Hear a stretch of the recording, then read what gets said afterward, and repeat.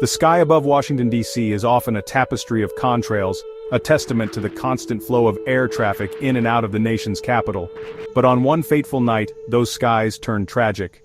A Black Hawk helicopter, a symbol of American military might, collided with a Bombardier CRJ regional jet. The crash sent shockwaves through the aviation community. It became a stark reminder of the delicate balance between human judgment and technological reliance in the unforgiving realm of flight. The National Transportation Safety Board, the agency tasked with investigating transportation accidents, immediately launched a comprehensive investigation. Their mission to meticulously piece together the events leading up to the collision. The goal was not just to understand what happened, but to learn from the tragedy. The NTSB aimed to prevent such a disaster from ever happening again. The hope was that their findings would contribute to the continuous evolution of aviation safety protocols. At the heart of the NTSB investigation lay the black boxes. These near-indestructible recorders, capturing cockpit audio and flight data, held the key to unlocking the mystery of the DCA crash. The data retrieved from these recorders painted a harrowing picture of the final moments. It revealed a chain of events marked by miscommunication and misjudgment. The investigation revealed that the Black Hawk was on a night training mission. The crew was conducting a check ride, a critical evaluation of a pilot's skills. This particular check ride focused on night vision goggle qualification. Night vision goggles, essential for military operations in darkness, amplify ambient light. They provide pilots with enhanced vision in low light conditions. However, NVGs also come with limitations. Most notably, they significantly reduce peripheral vision. The night sky over Washington, D.C. pulsed with the lights of commercial airliners, their navigation beacons cutting through the darkness. Below, the city glittered, a tapestry of street lamps and building lights. For the pilots of the Black Hawk, the environment presented a unique set of challenges. Night flying, inherently more demanding than daytime operations, requires heightened awareness and meticulous attention to detail. The use of night vision goggles added another layer of complexity. While NVGs offer superior vision in low-light conditions, they have drawbacks. NVGs restrict the pilot's field of view. They create a tunnel vision effect, making it more difficult to spot peripheral movement. The pilots on the Black Hawk that night were operating within this constricted visual bubble. Their perception of the airspace around them was potentially compromised.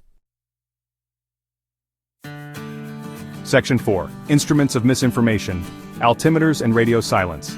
The NTSB investigation uncovered a critical discrepancy in the altimeter readings between the Black Hawk and the CRJ. Altimeters are instruments that measure altitude, a crucial piece of information for maintaining separation between aircraft. The difference in reported altitudes, though seemingly small, could have had significant implications. It could have led to a misjudgment of vertical distance between the two aircraft. Adding to the confusion, the Black Hawk crew missed crucial radio calls from air traffic control. These calls, intended to alert the helicopter pilots to the presence of the CRJ in their vicinity, were lost in the night. The reasons for these missed calls remain a point of contention. Some experts speculate that atmospheric conditions may have interfered with radio transmissions. Others believe that human error, perhaps a moment of distraction or a failure to properly monitor the radio frequency, played a role. Section 5. A desperate plea, the visual separation request. As the Black Hawk and the CRJ drew closer, the gravity of the situation became increasingly apparent. The Black Hawk crew, realizing the potential for a collision, made a desperate plea to air traffic control. They requested visual separation from the CRJ. This request, a standard procedure when pilots feel their proximity to another aircraft is too close for comfort, acknowledged the escalating danger. Air traffic control, responding to the Black Hawk's request, instructed the helicopter to maneuver towards the banks of the Potomac River. The intention was to create a greater visual separation between the two aircraft. Visual separation, as opposed to relying solely on instruments, places the onus on the pilots to see and avoid each other. It can be a risky maneuver in low-light conditions. Section 6. Last-ditch effort, the CRJ's evasive maneuvers. In the final seconds before impact, the cockpit of the CRJ became a scene of frantic activity. The flight data recorder captured the crew's desperate attempts to avert disaster. They initiated a series of sharp, evasive maneuvers. The CRJ banked steeply, its wings slicing through the night air. The pilots fought to change their trajectory, hoping to avoid a collision. Despite their best efforts, it was too late. The closing speed between the two aircraft was simply too great.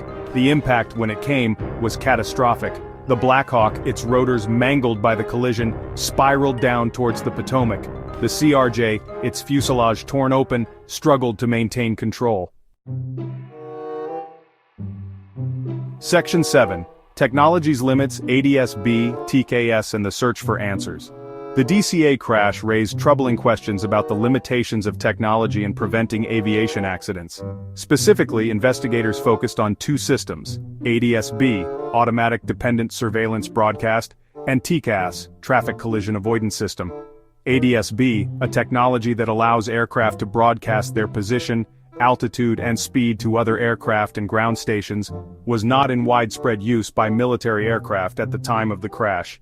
TCAS, a system that alerts pilots to the presence of nearby aircraft and provides instructions on how to avoid a collision, was present on both the Black Hawk and the CRJ. However, for reasons still under investigation, it appears that the TCAS systems on both aircraft either failed to issue a warning, or the warnings were not heeded in time. This failure highlighted the critical importance of human response even in the age of sophisticated aviation technology.